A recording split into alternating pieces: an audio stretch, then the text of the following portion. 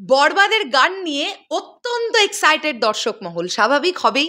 আমরা অলরেডি একটা update just ছোট্ট করে পেয়েছি যে আইটেম নাম্বারটা পারফরমেন্স করতে দেখা যেতে পারে কলকাতার নুসরাত জাহানকে। তো এই আইটেম নাম্বারে মেগাস্টারকে দেখা যাবে নাকি দেখা যাবে না সেটাও তো একটা কথা।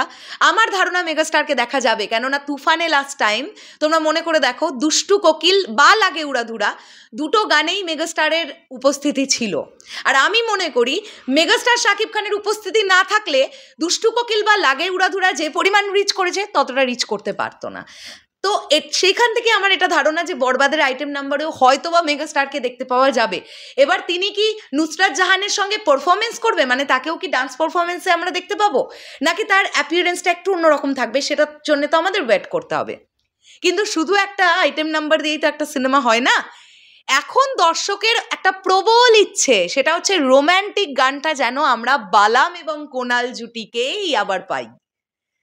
হ্যালো আমার সাকিবিয়ান ভাইরা বোনেরা, চলে এলাম আরও একটা নতুন ভিডিও নিয়ে। আশা করছি তোমরা সবাই খুব ভালো আছো। বেশ কিছু সাকিবিয়ান ভাইরা বোনেরা আমাকে এটা নিয়ে কথা বলতে বলেছো এবং ব্যক্তিগতভাবে আমি এটা চাই। দেখো, তোমরা লক্ষ্য করে দেখো, প্রিয়তমার টাইটেল ট্র্যাক নিশ্চয়ই তোমরা কেউ ভোলোনি। ও প্রিয়তমা, বালাম এবং কোনাল জুটিকে আমরা পেয়েছিলাম। তারপরে রাজকুমার সিনেমার টাইটেল ট্র্যাক বা রোম্যান্টিক সং, সেখানেও আমরা কিন্তু বালাম এবং কোনাল জুটিকে পেয়েছিলাম। এবং প্রিয়তমা দিয়ে অনেক রেকর্ড, আরও নতুন করে রেকর্ড জেনারেট হয়েছিল। তার মধ্যে অন্যতম একটা রেকর্ড ছিল গায়ক বালাম, তিনি অনেক দিন পরে আবার ইন্ডাস্ট্রিতে কাম ব্যাক করেছিলেন, রাইট? তারপর থেকে কিন্তু বালাম এবং কোনাল জুটিকে আমরা পাচ্ছি। যদি প্রিয়তমার রোম্যান্টিক সঙ্গে আমরা বালাম কোনাল জুটিকে এইরকম হিট করতে দেখতে পাই, এবং নায়িকা হিসেবে আমরা ইধিকা পলকেই পেয়েছিলাম, নায়ক হিসেবে আমরা মেগাস্টার শাকিব খানকেই পেয়েছিলাম, তাহলে বরবাদে নয় কেন?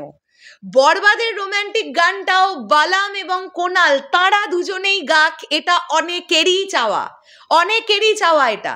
আমিও কিন্তু তাদের চাওয়াটার সঙ্গে কমপ্লিটলি একমত। আমার কাছে বালাম এবং কোনাল জুটির গান খুব ভালো লাগে। তাদের দুজনের কণ্ঠস্বরটা এত সুন্দর ম্যাচ করে, ভীষণ ভীষণ ভীষণ সুমধুর।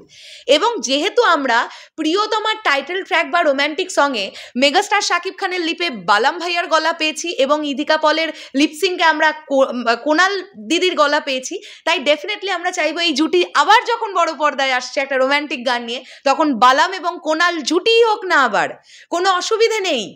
এই জুটির গান এলে ব্লকবাস্টার হয়ে যায়, জাস্ট ব্লকবাস্টার হয়ে যায়। তো আমি মন থেকে ভীষণভাবে চাই যে এই বরবাদ সিনেমার রোম্যান্টিক গানটা বালাম এবং কোনাল তাদের কণ্ঠস্বরই আমরা পাই, এবং তার সঙ্গে সঙ্গে ডেফিনেটলি একটা অত্যন্ত ভালো কম্পোজিশন, এটাও কিন্তু অবশ্যই মাথায় রাখতে হবে।